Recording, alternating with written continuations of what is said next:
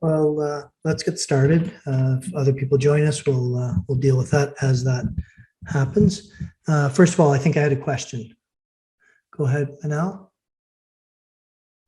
Yeah, that was me. So it's more of a request. So when I do chapter 1 or chapter 2, and then when I go in the grades book, and then when I click the amount of what it's graded, it doesn't show me the quiz, like what the question was or the answer was. So if you can enable that for me. Yeah, I don't do that. I don't reveal answers to the quiz. What my philosophy is this: my quiz isn't a learning tool. It's a way of for me to assess what you have learned. So there's a couple reasons for that. One, there's a limited number of questions. You're going to see them on the midterm and in the final from the same pool. And there's no need for me to make it so that students are simply memorizing answers. So there's no review of incorrect or correct answers. Now, in your case, I note your mark. You should know that all of your answers are correct so far. Okay, thank you. Okay, thank you. Any other questions before we get started? Sir, I have a question. Cool. Regarding the assignment. So when I check the syllabus, it's kind of like says that there's only one assignment. Is it correct, or there will be like more assignments throughout this course? No, there's just one assignment. So we're going to talk about that. That's the written assignment, and it's worth 25%, I believe, of the mark. So Sorry? It's worth 25% of the mark. It's a single assignment. Okay, I see. So there's only one assignment. I got it. Yeah, that's so right. weekly quizzes, just quizzes like every week, like the quiz 1, quiz 2, and etc. That's right. So we've got quizzes that are worth. I'll just have to refresh my memory here. Quizzes that are worth 10 or 15%. 15%. So one per chapter. So 1.5% each. And then we've got a midterm exam worth 25%, a final exam worth 35%, and your written assignment worth 25%. And the midterm gonna have the same structure as the quizzes and the stuff like that, right? No, not exactly. No, if you look in the syllabus, it talks about what the midterm is going to be like.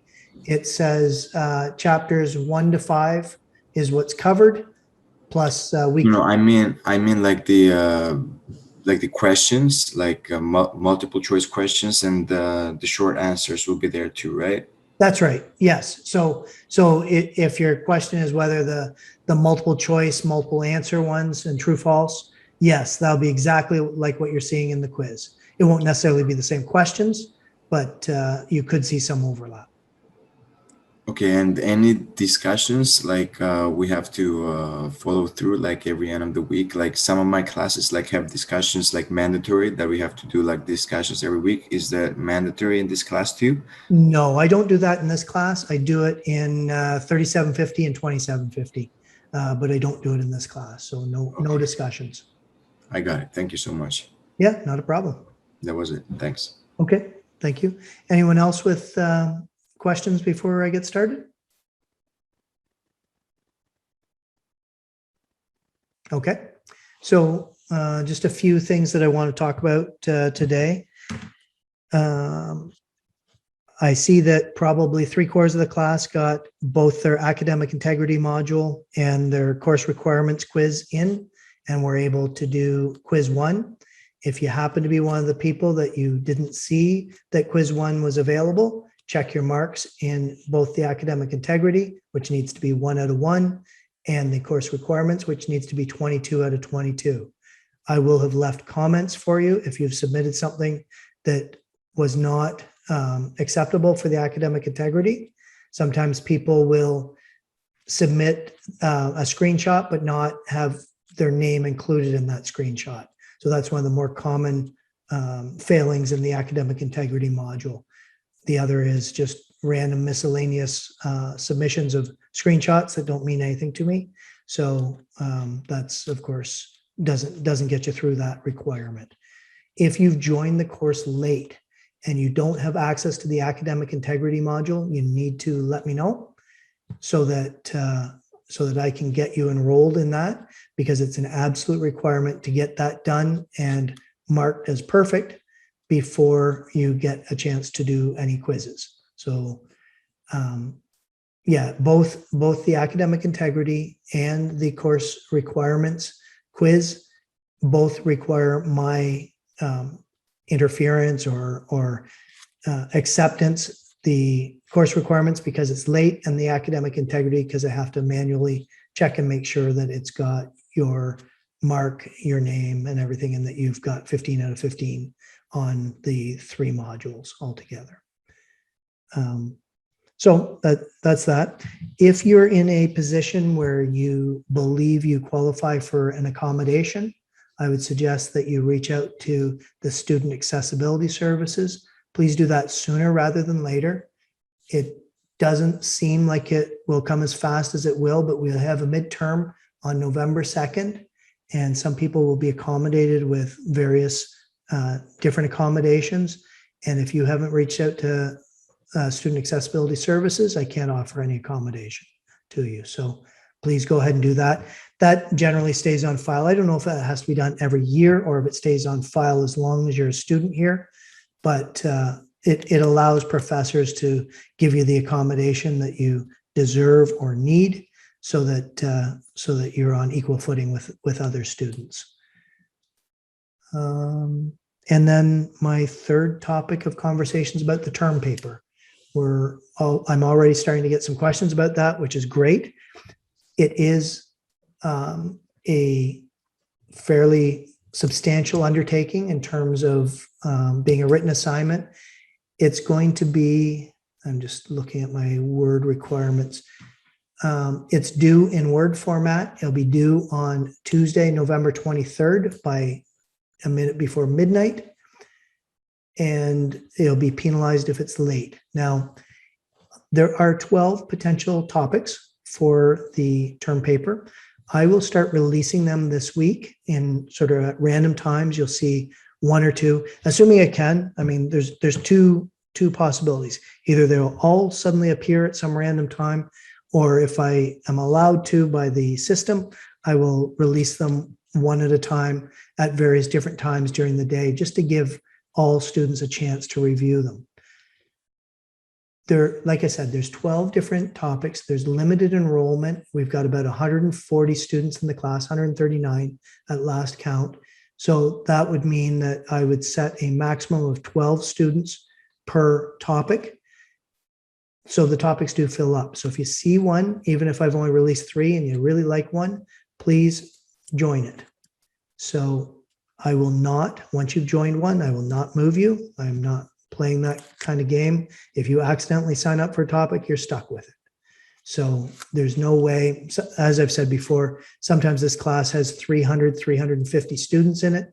I don't have time to be unenrolling and moving people around, and I just don't want to deal with it. So if you want to wait until all 12 are shown and then make your choice and join a topic that way, that's fine. If you're worried about a topic that you like filling up, then please join it right away.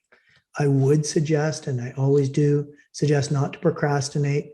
Even if you just choose your topic and start thinking about it, at this point, that's probably a good idea. It is going to require APA format citations and references, or you will lose a substantial amount of marks for that. So start doing your research. You should try and use as good of sources as possible. Websites, particularly promotional websites, are a really poor choice. Scholarly papers, peer-reviewed papers are the best choice. So some of the topics are very narrow, and you may not find a lot of information about them on the web, so you won't be able to use peer-reviewed papers.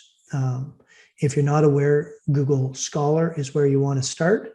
That's where the peer-reviewed papers are, and you search your topic there. If you find that that's very limited, then expand to Google and just try and use as good a quality sources as possible. The quality of your source will matter. and then proofread and edit. So I provided some resources under, I believe, course content and general. So if you go to course content general, you've got some APA style guidelines, some video on citations to formatting using APA 7th edition that was created by our Academic Skills Center here at Trent, and also a proofreading strategy from the Academic Skills Center as well. Those are really good resources to spend the time, particularly if you start early, spend the time and make your paper as good a quality as possible.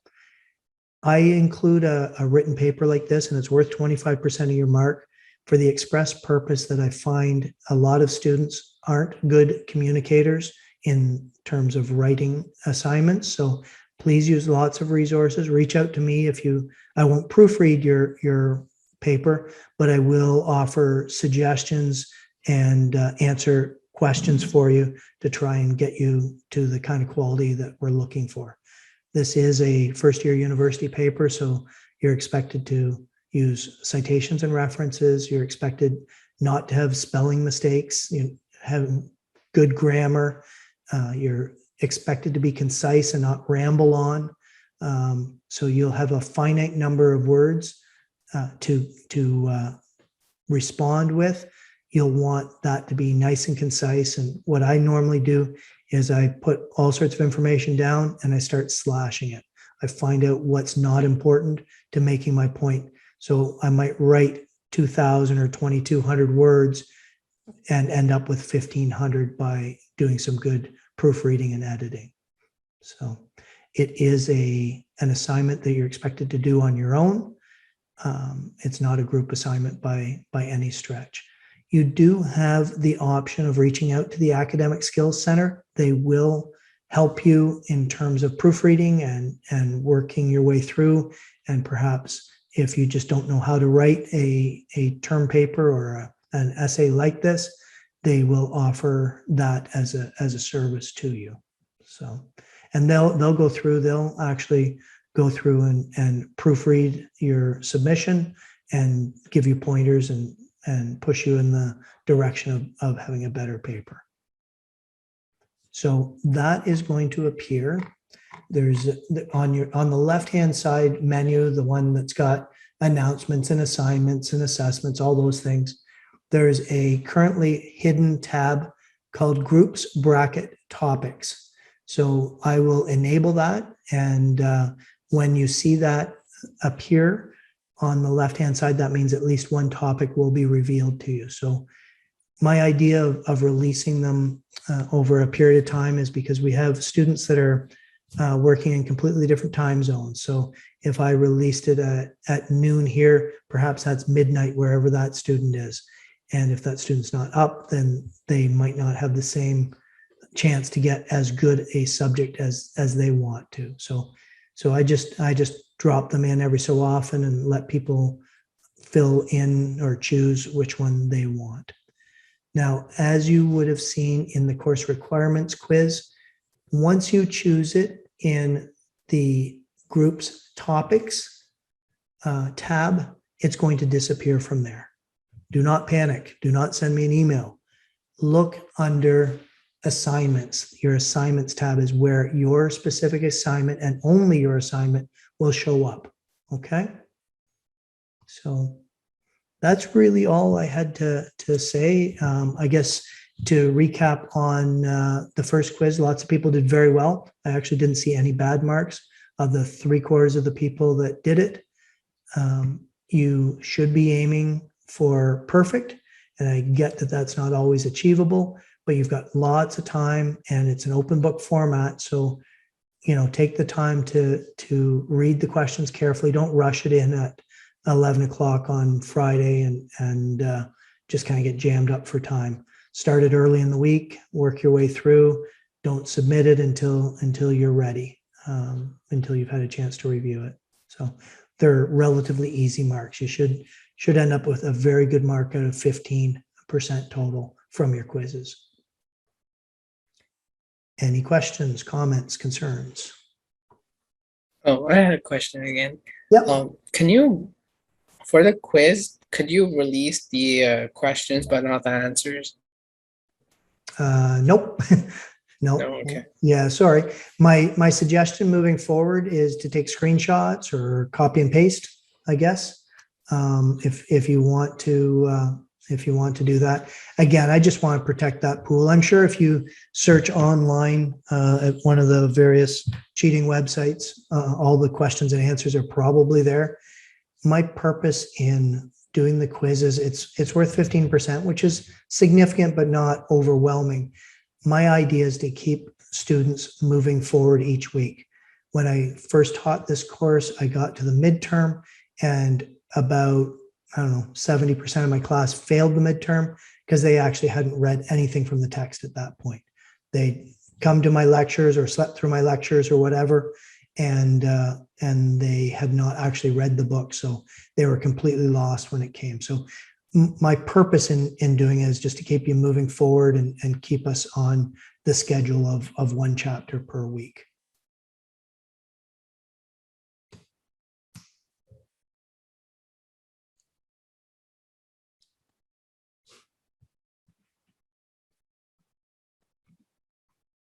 Any other questions or comments?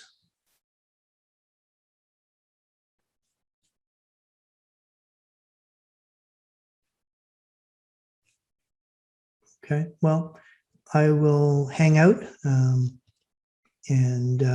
feel free if get on with your evening. I will hang out here until either everyone leaves or there hasn't been a question for 5 or 6 minutes. And good luck this week. Pretty straightforward moving forward for this week, just like last week. Just do the quiz, do the reading. All right.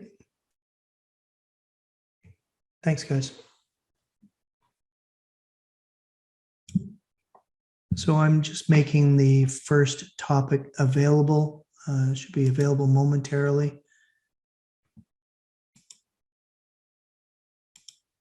So you should see in Blackboard, you should see on the left-hand side within the course, groups, bracket, topics.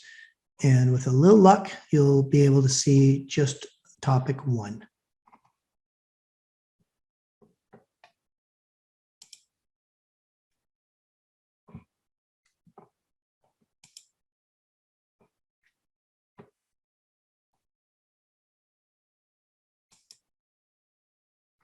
No, it looks like you can see all the topics. So that's fine.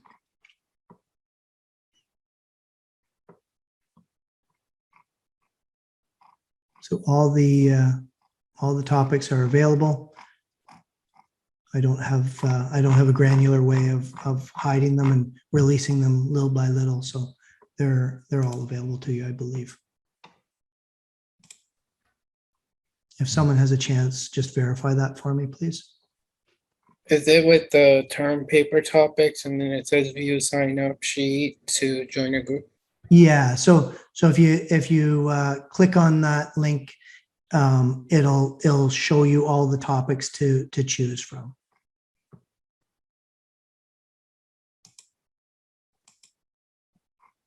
Yeah, it's here. Can you see all of them? Can you scroll down and see all of them? Topic 1, topic 2, topic.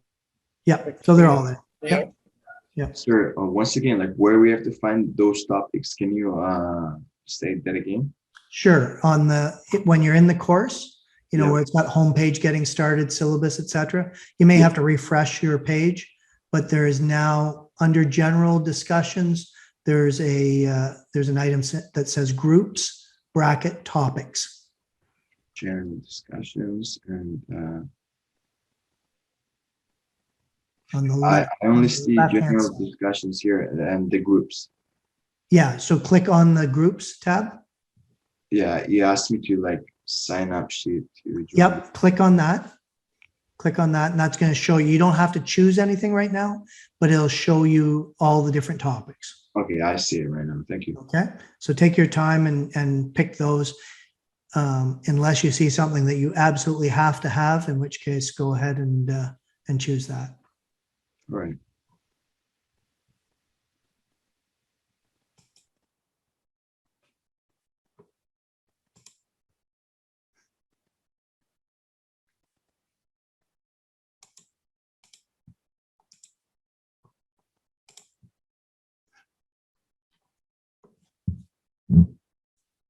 I just get lots of questions. People go into full-on panic mode. I'll make an announcement, but people go into full-on panic mode because once you've chosen your topic in that list, you won't have access to that sign-up list anymore. You'll have to go to the assignments tab to see your particular chosen assignment.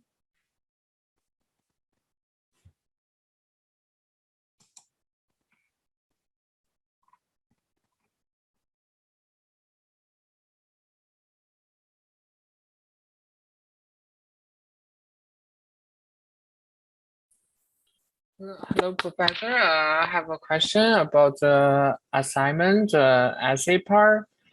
Sure. So we can choose any one of them to write, right?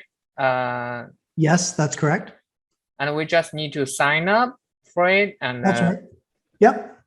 okay. Once you sign up, you'll be part of that group, and that'll be your topic, and you will find the link under assignments once you've joined, and that's where you'll be able to submit. It's also where it'll give you all the instructions about the assignment. I'll release a video about the assignments at some point a little later on. Okay. Okay? Yeah. Excellent. And I think the instruction of the term paper is the final one, the A1. It says it's due on Monday, March 29. I think it's wrong, right? It should be November. Yeah, I'll update the date on it for sure. Thanks. That's from last term, obviously. So I'll fix that and update it. I think it's November. Didn't I say November? In the syllabus, it should be November 23. Okay. Tuesday. I'll update that right now. Thanks very much. I appreciate it. Okay. Thank you. Okay. Take care. Have a good day. You as well. Thank you.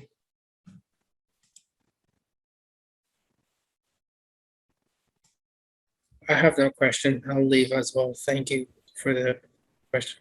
Excellent. Okay. Take care. Have a good day.